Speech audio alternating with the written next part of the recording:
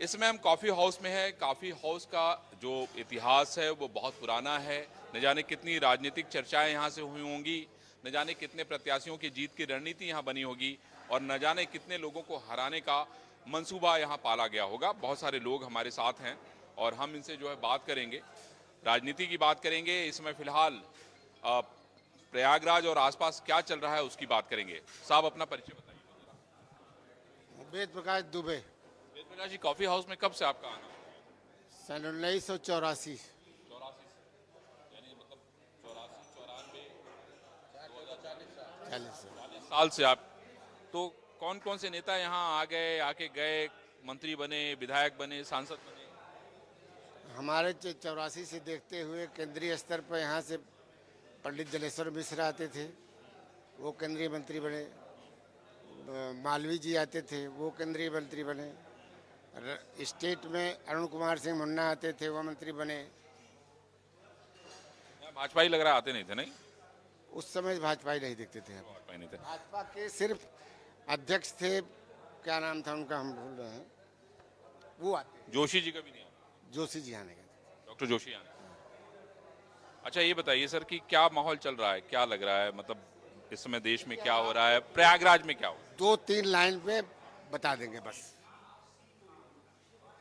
जो भी चर्चाएं शुरू हुई थी चुनाव प्रारंभ होने पर, राष्ट्रीय बातें, क्षेत्रीय बातें, विकास, रोजगार, महंगाई, ये सारी बातें आज चौथे खत्म होने के बाद आकर सिर्फ संविधान और आरक्षण पर रुक गया है। ये जमीन पर जाके चोट कर गया है। तो संविधान को बदल देंगे, आरक्षण को खत्म कर देंगे, ये चीज उस शेड्यूल कास्ट वोटरों को और ओबीसी वोटरों के दिमाग में घुस गया है। इसलिए वो इस उच्चारण से प्रभावित होकर वो जो कल भाजपा में थे, मुझे ऐसा लग रहा है कि वो वहां से हटकर दूसरी तरफ इंडिया गठबंधन की तरफ जा रहा है। बस आपको ऐसा नहीं, आपको ऐसा कैसे लग रहा है? क्योंकि 10 साल का शासन हमने देखा, आपने भी देखा, दुनिया ने भी देखा। हम तो शासन और प्रशासन पर कोई, हमने कहा ना कि 2 लाइन में बात खत्म कर देंगे। ये इतने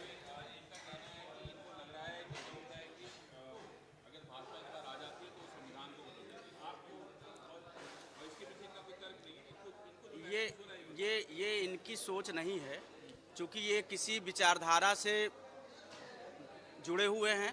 उस विचारधारा का जो इनका नेतृत्व जो पूरे देश के अंदर भ्रम फैला रहा है, उसी भ्रम से ये भी ग्रसित हो गए हैं, जिसके कारण ये ऐसा भ्रम फैला रहे हैं। जबकि भारतीय जनता पार्टी के जितने शीर्ष नेतृत्व हैं, उन्होंने, मोदी जी ने कई इंटरव्यू में बोला कि इस प्रकार का कोई ऐसा कार्य हो ही नहीं सकता। बाबा साहब ने जो संविधान को बनाया, उस संविधान को कोई बदल ही नहीं सकता। देश की आत्मा है हमारा संविधान, उस संविधान को कैसे कोई बदल सकता है? आरक्षण एक ऐसी प्रणाली है, उस प्रणाली को जब तक हम आरक्षण पाने वाले व्यक्ति को उस लेवल तक नहीं पहुंचा देने का कार्य करेंगे जहां से वो अपने आप को बराबर का समझे, तब तक इस देश के अंदर आरक्षण भाजपा ने कोई सरकार नहीं खत्म कर सकती। ये केवल भ्रम फैलाने वाली स्थिति है। मैं फ़हीम खान, और मेरा ऐसा मानना है कि आज जिस परिवेश में सरकारों का अपना रवैया है, ख़ास तौर से हमारे जो भाजपा की सरकार, इनको इससे पहले भी अटल जी थे, इनको हम लोग सेकुलर मानते थे, उनकी अपेक्षा इन्होंने 10 साल में पब्लिक के उस पर खरे ये नहीं उतरे। जितने भी बात इन्होंने कहा कि हम ये करेंगे, वो करेंगे, ये अच्छे दिन लाएंगे, ये ले आएंगे, समझ रहे हैं ना? तो आज जो है वो बदलाव का माहौल चल रहा है पूरे देश में। भाई 10 साल आपको देखा गया, आपने जिन जिन मुद्दों पे रखा कि हाँ हम ये करेंगे, हम ये करेंगे, सबका साथ सबका विकास, सबका साथ सबका विकास, लेकिन आप जहाँ जहाँ पे हमारे जितने भी मदारिस हैं, हमारे जितने भी इंस्टीट्यूट्स हैं, उन सबको आप जो है ख़त्म करने पे लगे हुए हैं। तो हम लोगों का तो ये मानना है कि नहीं, सरकार बदलनी चाहिए। 3 तलाक कोई मतलब नहीं है, उसका कोई मतलब नहीं। 1 तलाक दो या 3 तलाक दो, तलाक तो तलाक होता है भाई साहब। ये सब बेवकूफ़ बनाने वाली चीज़ है कि हमने 3 तलाक, हाँ, कोई नहीं कहेगा। कौन कह रहा है आप बताइए? आप हाँ बताइए।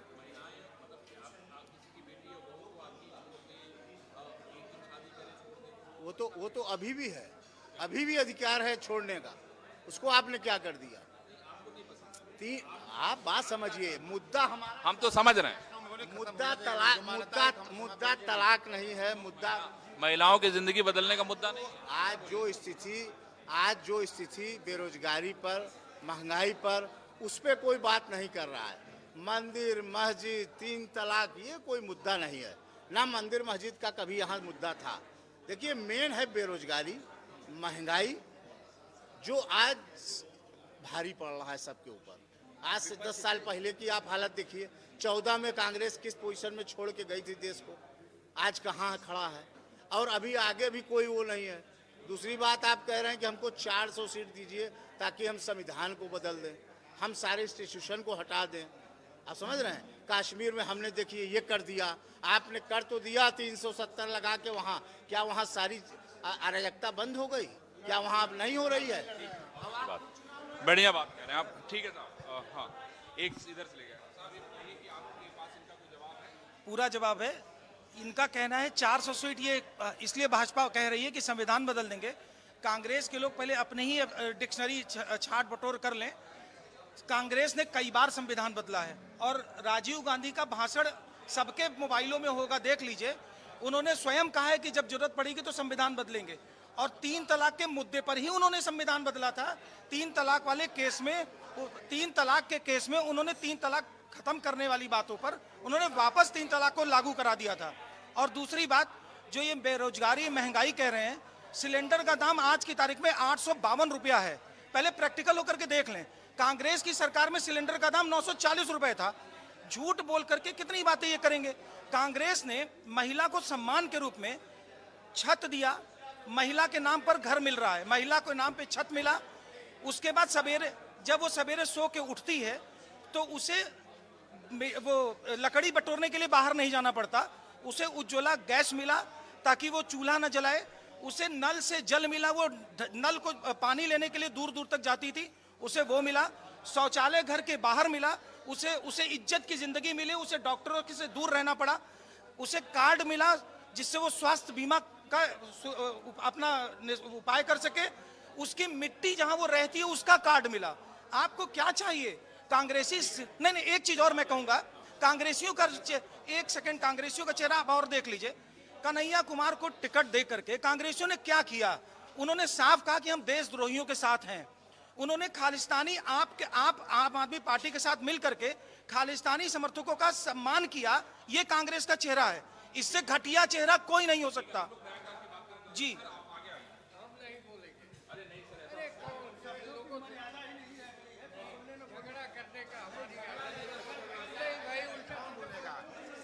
भाई देखिए, मैं ये चाहता हूं कि हम प्रयागराज की बात, अरे बगल पे बैठ, मैं प्रयागराज एकदम सीधा बोल रहे हैं। अगर हम उल्टा सीधा बोले तो जवाब तो दें। कांग्रेस पे क्या कहें? विपिन भाई, कोई बात नहीं, ठीक है। देखिए भाई, जज साहब बात नहीं कर रहे हैं। मनोज, अच्छा आप ही बताइए, प्रयागराज में ऐसा कौन सा काम है जो होना चाहिए? पिछले 10 सालों में प्रयागराज में नहीं, पूरे देश में इंफ्रास्ट्रक्चर पे बहुत काम हुआ है। पहले जब कभी आप रास्ते से गुजरते रहे होंगे तो खड्डेदार सड़क मिलती थी, चौड़ी सड़कें नहीं थी, सड़कों का चौड़ीकरण हुआ। सुंदर, पूरे देश में, प्रयागराज ही नहीं पूरे देश में चमचमाती सड़कें मिले हैं। आज भी आप प्रयागराज की सड़कों को देख ले। उज्ज्वला योजना का भी आपने बता ही दिया, मिला है। आयुष्मान योजना आपको मिली हुई है। सारा काम इस गवर्नमेंट में जितना आज तक कांग्रेस गवर्नमेंट नहीं किया था, 10 सालों में करके वर्तमान भाजपा सरकार ने दिखा दिया है। कांग्रेस ने एहतसाम अहमद, जिला अध्यक्ष अल्पसंख्यक कांग्रेस। जो भाई साहब कह रहे हैं कांग्रेस ने कोई काम नहीं किया है, तो इनको बता दें जो आप बेच रहे हैं आज, वो कांग्रेस की देन है। जो आप 5 किलो राशन की बात कर रहे हैं, ये मनमोहन सरकार में खाद्य सुरक्षा अधिनियम लाया गया था। आप कोटेदार के यहाँ जाइए तो लिखा हुआ है, हाँ, उसमें देख लीजिएगा, पढ़ लीजिएगा किस सरकार में। हम राशन भी देते थे, मिट्टी के तेल भी देते थे। हाँ, ये नहीं कर पाते थे कि 100 रुपये का राशन देते थे तो 200 का झोला नहीं देते थे। ये कांग्रेस नहीं करती थी। इस बार देंगे क्या झोला? राशन देंगे? राशन तो हम पहले भी देते थे, मनमोहन सरकार की देन है राशन। मनरेगा हमने दिया। ये क्या दिए देश को, ये बताएं? यही इलाहाबाद में मोदी जी आए थे परेड ग्राउंड में, परेड ग्राउंड में मोदी जी आए थे, कहा था कि जब विश्वविद्यालय से लड़का पढ़ के निकलेगा तो लोग बायोडाटा लेने के लिए खड़े रहेंगे, कहेंगे कि कहाँ नौकरी करेंगे भाई साहब, कितना लेंगे, बता दीजिए कितना रोजगार मिला। पेपर लीक हो रहा है, नौजवान रोजगार के लिए तरस रहा है। मुद्दे की बात करें ना, मुद्दे पे राजनीति। बढ़िया भाई सोनू दुबे, आप बताइए यार, ये बताइए आप क्या रहे हैं, ये सवाल का क्या जवाब है? ये कह रहे हैं भाई पेपर लीक हो रहा है, ये कह रहे हैं कि राशन हम ही देते थे, ये कह रहे थे हम झोला नहीं देते लेकिन राशन हम ही देते थे, मनरेगा भी हमारा ही। देखिए, पेपर तो हर सरकार में लीक होता था, चाहे समाजवादी सरकार रही हो, राज्य सरकार की बात करिए, केंद्र सरकार की छोड़ दीजिए, हर सरकार में पेपर लीक होता था। पहले ही बिक जाया करता था, लीक दोनों चीजें थी। कार्रवाई किस पे होती थी, मुद्दा ये है। देखिए, बिके सबकी अपनी अपनी कीमत है बिकने की, चाहे कोई हो, जिसको मनमाफी मिला वो बेच दिया। अब उस पे जो मुखिया है वो कार्रवाई कहाँ तक करता है, मेन उस पे होगा। आपको क्या लग रहा है, मतलब कि यहाँ कार्रवाई हो रही है? कार्रवाई हो रही है तो सबको दिख रहा है। बिल्कुल सोनू जी कह रहे हैं, क्योंकि देखिए भाई साहब, कोई क्रिया हो जाना ये स्वाभाविक हो सकता है। कोई अपराध कर जाए इसको तो शासन नहीं रोक सकता, लेकिन अपराधी अपराध करके एक गैंग टाइप बना करके अपने मनोबल को ऊंचा करके अन्य समाज में लोगों का जनजीवन अस्त व्यस्त करने का जो काम हुआ करता था अन्य सरकारों में, वो इस सरकार में कहीं इसकी कल्पना गुंजाइश नहीं है। अपराध करने के यदि आप स्वतंत्र हैं तो आपके खिलाफ 100% कार्रवाई करने की लॉ एंड ऑर्डर व्यवस्था बैठी है, चकनाचूर करने की स्थिति में है। तमाम आप उठा कर देख लीजिए, जो बोलते हो बड़े बड़े जो सरकार ने कहा मिट्टी में मिलाने काम कहा तो मिट्टी में मिलाने का काम किया, ये सरकार का कमेंटमेंट रहता है। और रही बात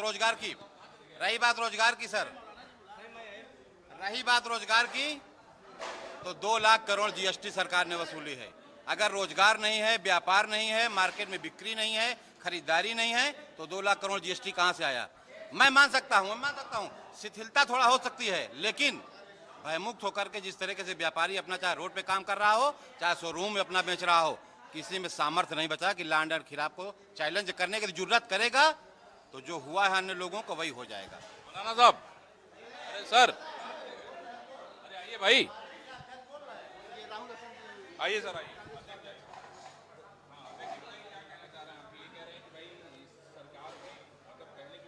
तो पहले भी होता था, हवा निकलती है, पंचर होता है तो पूरी ट्यूब बस्ट हो जा रही है। और जहाँ तक कानून व्यवस्था की बात भाई साहब ने कहा, अभी उज्ज्वला की बात कहा, मैं उज्ज्वला को बता दूं कि एक बार जो उज्ज्वला जिसने ले लिया, दोबारा उसकी भराने की हैसियत नहीं है। आज वो खाली पड़े हुए हैं जगह जगह पे गैस सिलेंडर। ये इनके कहने की बात है। और आपको बता दें, पेपर लीक के मामले में ही बोल लें, समाजवादी पार्टी सरकार में जब भर्तियां हुई थी तो अयोग्यों की खूब भर्ती हुई, और वो अयोग्यों की भर्ती इस नियत से की गई थी कि वो समाजवादी पार्टी के कार्यकर्ता के रूप में काम करेंगे और तनख्वाह सरकार से लेंगे। यही काम अखिलेश यादव ने किया था। और आज जो पेपर लीक हो रहा है उसमें इस तरीके की चीजें हो रही कि ऐसी ऐसी जगहों पे सपाई बैठ गए हैं, वो पेपर लीक करके खिलवाड़ कर रहे हैं। और बहुत जल्दी इन लोगों पर जो कार्रवाई होगी वो पूरा देश देखेगा। ये बचने वाले लोग नहीं हैं, ये बच्चों की जिंदगी से खिलवाड़ कर रहे हैं, उनके कैरियर से खिलवाड़ कर रहे हैं। और ये सरकार इतनी संजीदा है कि इस पर त्वरित कार्रवाई के लिए वो एकदम वचनबद्ध है। क्या इन्हीं भाई साहब से पूछ लीजिए किसके ऊपर कार्रवाई हुई पेपर लीक में, उसका नाम बता दें। बता देते हैं। आप ये कहना आसान है कि जो है समाजवादी के लोग बैठे हैं। अरे 10 साल से आप सरकार में हैं, उस समाजवादी के लोगों को पकड़े नहीं पाए जो है कि कौन बैठा है पेपर लीक करा रहा। यही की बात है, कौशाम्बी में पेपर लीक के मामले में अभी तक यहाँ का पब्लिशर जेल में बैठा है। इनको जानकारी नहीं है, पहले पूरी जानकारी लेके बैठ लें। और वो लगातार यहाँ कम से कम 4 साल जेल में कौशाम्बी के काट रहा है, इनको इसकी जानकारी ही नहीं है। और पूर्ववर्ती सरकार में, इसके पूर्व में जो यहाँ लोक सेवा आयोग अध्यक्ष हुआ करते थे, माननीय उच्च न्यायालय से उनके खिलाफ कार्रवाई हुई और अयोग्य पाए गए। और पहले से ही जिनको रोजगार देना होता था, वो रोजगार देने वालों की लिस्ट सूची पहले से तैयार होती थी कि ये चाचा के कैंडिडेट हैं, भाई के कैंडिडेट हैं, ताऊ के कैंडिडेट हैं। ये स्थिति आप इस तरह का जो आरोप लगा रहे हैं ये निराधार है। चाचा का कैंडिडेट है तो भाई कैंडिडेट है, भतीजा इसमें भी हो रहा है। जब वैकेंसी नहीं है कहाँ से है, बता दें किसको मिली है चाचा नाना का। दे देता हूँ, यही सिविल लाइंस है। उत्तर प्रदेश लोक सेवा आयोग में 2014 में जिस प्रकार से प्रयागराज का युवा सड़कों पे उतरा था और अनिल यादव जैसे अयोग्य व्यक्ति को, जिसके ऊपर 376 धारा में मुकदमा दर्ज था आगरा में, उस व्यक्ति को इन लोगों ने जो है लोक सेवा आयोग का अध्यक्ष बना के और पूरा लोक सेवा आयोग को यादव आयोग बना दिया था। और वो इंडिया टुडे की फ्रंट पेज की न्यूज छपी थी वो। और उस आयोग के द्वारा जिस प्रकार से यादवों लोगों को केवल चिन्हित करके केवल नौकरी देने का काम किया जाता था, अल्पसंख्यकों को चिन्हित करके दिया जाता था, केवल और केवल समाज के हर वर्ग को छलने का काम करते थे। देखिए यहाँ पे सर भी, हाँ क्या हाल है सर? क्या माहौल चल रहा है? माहौल क्या जबरदस्त लड़ाई है। इंडिया गठबंधन जीत रहा है। कैसे जीत रहा है सर? पूरे देश में जीत रहा है भाई, कोई यहीं थोड़ी को जीत रहा है, हर जगह यहाँ भी जीत रहा, तीनों विधानसभा पार्लियामेंट में। कैसे कोई समीकरण, कोई गणित बताएंगे? आप तो पुराने सांसद हैं। सबसे ज़्यादा इस समय भीड़ जो हो रही है वो समाजवादी पार्टी के नेता माननीय अखिलेश यादव और माननीय राहुल गांधी की। अभी आज जो मीटिंग हुई है, चाहे करछना हुई हो और चाहे यहाँ हुई, लाखों की कम से कम 1 लाख की संख्या में लोग रहे। जबरदस्त भीड़ थी, लोगों में उत्साह था, जोश था। इससे दिखाई पड़ रहा है कि चुनाव में जब जनता निकलती है तो जोश होता है। सर 2019 की भीड़ भी हमने देखी थी सर, बसपा और समाजवादी पार्टी दोनों थी, भीड़ भी देखी थी सर, बहुत बड़ी भीड़। 219 वाले तो वो नकली भीड़ थी। हमेशा इस देश में 10 सालों में परिवर्तन हुआ है। हमेशा 10 साल में जनता परिवर्तन करती रही है। आप 77 लीजिए। पुराना इतिहास को देख के आपको लग रहा है कि परिवर्तन? नहीं, जनता में जोश है, आकर्षण है, इसलिए हाँ, इसलिए। और मोदी जी के जो वादे हैं, जो उन्होंने काम किया है, उसका कोई केवल दिखावा मात्र है। उन्होंने कोई काम नहीं किया। काम किया जो भी किया हो, लेकिन पब्लिक खासकर बेरोजगार है, किसान है, मजदूर है, नौजवान है, वो सब परेशान, कौन खुश है? अच्छा ये बताइए कि आप अखिलेश को बेहतर नेता मानते थे कि मुलायम को मानते? दोनों बेहतर नेता, समय के साथ दोनों बेहतर हैं। समय के साथ दोनों बेहतर। हाँ। और शिवपाल को? शिवपाल अच्छे नेता है, कोई दो राय है। सबसे ज्यादा प्रिय आपको कौन?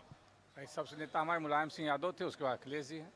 अखिलेश जी। तो मुझे ये बताइए कि ये जो गुड़ा गणित हो रहा था, कैसे सारी गोटियां बिठाई हैं आप धर्मराज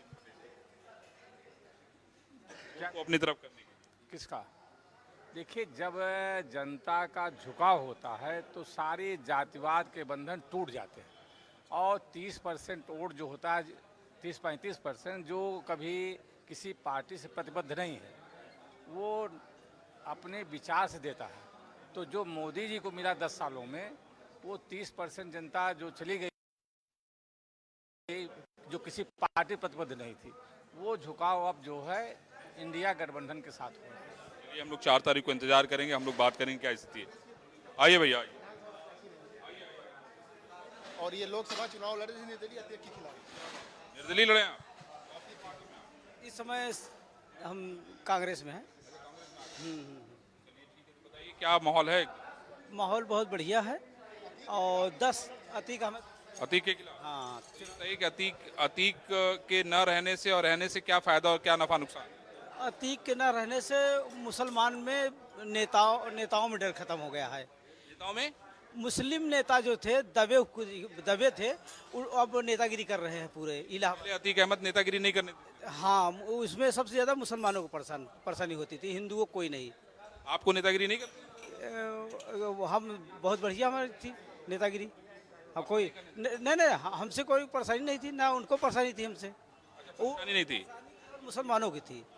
मुसलमान इस समय सही से अपनी नेतागिरी, अपनी बात रख रहे हैं। नहीं तो अतीक के सामने कोई बोल नहीं पाता था। जो अतीक चाहते थे वही मुस्लिम करते थे। लेकिन आज मुसलमान खुले हैं। आज इंडिया गठबंधन के साथ हो, चाहे समाजवादी के पास साथ हो, खुल कर किसी के साथ जा सकते हैं, निर्दलीय को समर्थन दे सकते हैं। लेकिन उस समय अतीक के इतना दबाव था कि उनके खिलाफ कोई नहीं जा पाता था। कोई कहने की कुछ हिम्मत नहीं कर पाता। हाँ। अच्छा हुआ या बुरा हुआ? तो आप अच्छा ही मानते हो? भाई अपराधियों के साथ जो भी होता है, जो अपराधी है उसके साथ तो अच्छा बुरा जो भी होगा गलत ही होगा। हाँ, जो हुआ सही हुआ।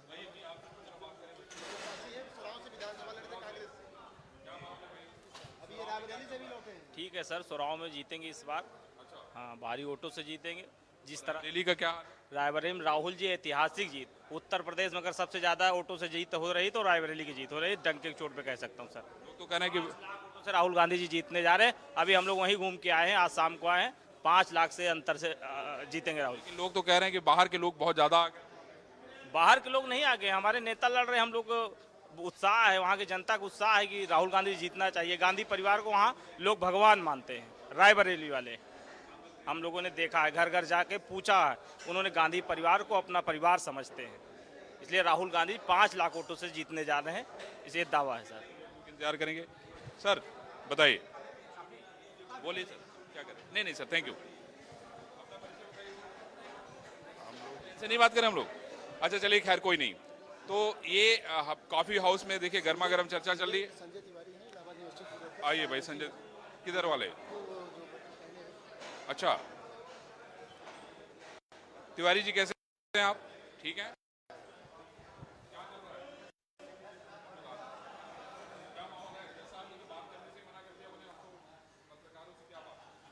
आंधियाँ आओ लहो में ज्वार को पैदा करो, कंठ में क्रंदन नहीं हुंकार को पैदा करो।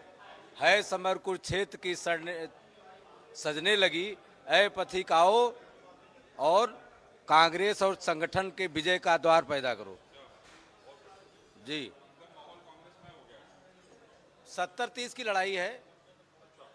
अगर विकास की बात होती तो मोदी लड़ते कि हमने 5 मिनट में एम्स बनाया, 1 मिनट में सड़क बनाया, विश्व गुरु हो गए, ये क्वेटा सिटी बनाया। स्थिति यह है कि एक क्वेटा सिटी के अलावा पूरे उत्तर प्रदेश ही नहीं पूरे देश से हारने जा रही है। ये लहर चल रही है, इंटरनल करंट चल रहा है। महंगाई, बेरोजगारी, पेट्रोल डीजल के दाम, जीएसटी पे वसूली, गुजरातियों का जो एक ठेकेदारी में पूरे देश को कब्जा कर लेना, सारे पब्लिक सेक्टर को बेच देना, इस तरीके से चल रही है। और राजनीतिक भी लड़ाई चल रही है, नहीं हमारा उनसे न बुलवाइए। अच्छा कोई बात नहीं, लेकिन एक छोड़ दीजिए, कोई बात नहीं, ठीक है। अच्छा विवादित केस है, कोई बात नहीं यार, रुक 1 मिनट रुक जाइए। मैं भी नहीं चाहता हूँ कि विवादित केस हो। आइए भाई, अच्छा अच्छा ठीक है। आइए मनोज यार, आप कुछ बताएंगे? आइए यार मनोज, मैं 1 सेकेंड रुको, कोई बात। अच्छा कोई बात नहीं, मैं मनोज से बात करता हूँ। हाँ मनोज, अच्छा कोई झगड़ा नहीं कराना है भाई। हाँ भाई, तिवारी जी का कहना यह है कि भाई कांग्रेस की लहर चल रही है और एकदम जो है इस बार हम लोग 70-30 का मामला। नहीं, ऐसा कुछ नहीं, 70-30 का मामला नहीं। इस बार भी बीजेपी भारी बहुमत से सरकार बनाने जा रही है। इस पर इंफ्रास्ट्रक्चर के नाम पर, काम करने के नाम पर, और जितने भी काम है, कोई भी बीमारी, गुंडा राज तो पूर्णतया समाप्त है। यहाँ कोई भी अपराधी गुंडा सर उठा के चलने की स्थिति में नहीं है। पहले इसी काफी हाउस पर लोग तरह तरह के असलाह लेकर के, जिनको हम लोगों ने कभी देखा नहीं था, इनके अध्यक्ष जी हमारे बात आप कहिएगा, आप भी कह लीजिएगा, मेरे बात कहिएगा। हम चाहते हैं अपने जिले का हम बता दे रहे। अध्यक्ष जी आप बता दीजिएगा। पहले यहाँ तरह तरह के असलहे इसी काफी हाउस में दिखते थे। काफी पीने, सड़क से लेके बाहर तक असलहों और बड़ी बड़ी गाड़ियों का मार होता था। आए दिन बहु बेटियों की इज्जत नीलाम होती थी। आज सारी चीजों से प्रयागराज नहीं, पूरा प्रदेश मुक्त है। कहीं कोई भी दुर्घटना नहीं हो रही। ठीक है मनोज, देखिए अध्यक्ष जी, हम लोग जो है इन दोनों बातों के गवाह रहेंगे। 4 के बाद हम लोग एक बार फिर से मिलेंगे और मुझे लगता है कि लोकतंत्र का मतलब ही यही है कि हर व्यक्ति अपने विचार को व्यक्त कर सके, ठीक है ना। न्यूज इंडिया जिस तरीके से, इंडिया न्यूज जिस तरीके से कवरेज किया है, आप लोगों ने जिस तरीके से आम जन की बात बिना भेदभाव के, मैं न्यूज़ देखता हूँ, किया है और लोगों की बात भी पहुंचाई। जहां भाजपा ने अच्छा काम किया उसको भी दिखाया, लेकिन जहां पे पब्लिक ने विरोध किया उसको भी दिखाया। इसके लिए आपको धन्यवाद। संजय जी आपको बहुत बहुत धन्यवाद। देखिए हमारा काम है। हाँ सर कुछ बोल रहे हैं सर, आप कुछ अब बोलिए। आइए। हम बोले यहाँ ऐसा है, सुन लीजिए 1 मिनट। अरे भाई कोई नहीं बोलेगा। अरे भाई आप न्यायाधीश हैं, न्यायाधीश। देखिए मैं 1977 के चुनाव का गवाह हूँ और हम लोग तब हाई कोर्ट में वकालत शुरू किए थे। लोग उस चुनाव में, चुनाव घोषित होते ही अपने धन और बल, रुपए पैसे से खड़े हो गए और आपने देखा 77 में जो हुआ, उस इतिहास तो आप जानते ही हो। वही हाल तीसरे चरण के चुनाव के बाद उत्तर प्रदेश में होने जा रहा है। ये केवल बनारस में चुनाव है, बाकी जगह अब कहीं कोई चुनाव बचा नहीं, एक तरफा गठबंधन के लोग जीत रहे हैं। साहब आप बात तो अच्छी कर रहे हैं और आपके पास अनुभव का पिटारा भी है, लेकिन हमने 77 भी देखा, बाद में उसके बाद जब इंदिरा जी प्रधानमंत्री बनी उसको भी देखा, ठीक है, उसके बाद हमने जो है विश्वनाथ प्रताप को भी देखा, बहुत सारे लोगों को देखा। खैर सवाल इस बात का नहीं है, सवाल इस बात का है कि पत्रकार का काम होता है आपके विचार को जनता तक पहुंचाना, ठीक है, जनता को ये निर्णय लेना है कि वो क्या करने जा रही है। हर आदमी के पास अपना स्वविवेक है और मैं समझता हूं कि आज के समय में आपके पास जो सूचना क्रांति है ना, उसके जरिए सब लोग जो है बहुत विद्वान है और बहुत समर्थवान है। मेरा सिर्फ यही मानना है कि राजनीति बड़ी निर्मम होती है और उसका तरीका काम करने का जो होता है वो बहुत सख्त होता है। उस चक्की में जो भी आता है ना वो पिस जाता है अगर समझदार न हो। ये बहुत जरूरी है कि जब आप वोट डालने जाए ना बूथ पे, तो निश्चित रूप से विवेक से विचार करें, सोचें, समझे, उसके बाद अपना वोट करें, क्योंकि एक बार जब आप वोट करेंगे ना तो 5 साल के बाद ही आपका नंबर आएगा। नहीं तो आप अपने मन में गालियां देंगे, विचार व्यक्त करेंगे, लेकिन सुनने वाला तो कोई नहीं होगा। 5 साल के बाद ही आदमी सुनेगा। दीपक कुमार के साथ मैं अरविंद चतुर्वेदी, इंडिया न्यूज, प्रयागराज, उत्तर प्रदेश।